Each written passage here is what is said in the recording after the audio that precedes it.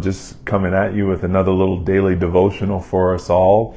And I found that my today's study was a little bit interesting, considering that we just came out of Resurrection Sunday. And my study this morning was out of Mark's Gospel, relating to that resurrection morning as he accounts it in his Gospel. So we're going to be taking a look at Mark chapter 16, verses 1 through 11. And I just want to highlight a few verses in there for you because I observed some things that were pretty interesting in the text.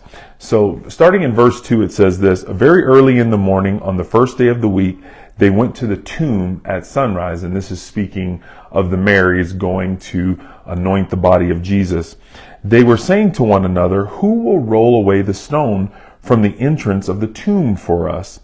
Looking up, they noticed that the stone, which was very large, had been rolled away. And then verse 5, when they entered the tomb, they saw a young man dressed in a white robe sitting on the right side.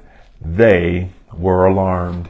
I love this passage here, and I'll tell you what really kind of jumped out at me. The two Marys, they were on their way to Jesus. They didn't expect that they would encounter an angel or not see the body of Jesus. They were going to Jesus, even though they fully expected him to be in the tomb wrapped up in this deceased state. They were still going to Jesus. And on their way, they were wondering about the problem. And the problem was, how are we going to get in to Jesus? How are we going to get to the body? But it didn't stop them. They didn't, stay at home and say, hey, we don't have anybody to help us. They were on their way to Jesus. Isn't it cool that while they were pursuing Jesus, he was already at work answering the question that they had about what was going to prevent them from getting to him. And then when they get to the tomb, the entrance is open and they're able to go in. And the point in that one is this: the stone being rolled away wasn't for the purposes of letting Jesus out. It was for the purpose of allowing them to enter in. So, as we go through today, I want us to kind of hang on to a couple things.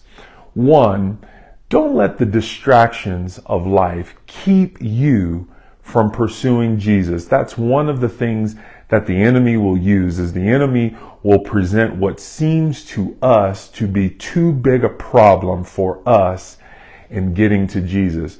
But if we keep moving towards Jesus, he is already answering the question that we have about that problem. And the other thing is, what is God possibly calling you into?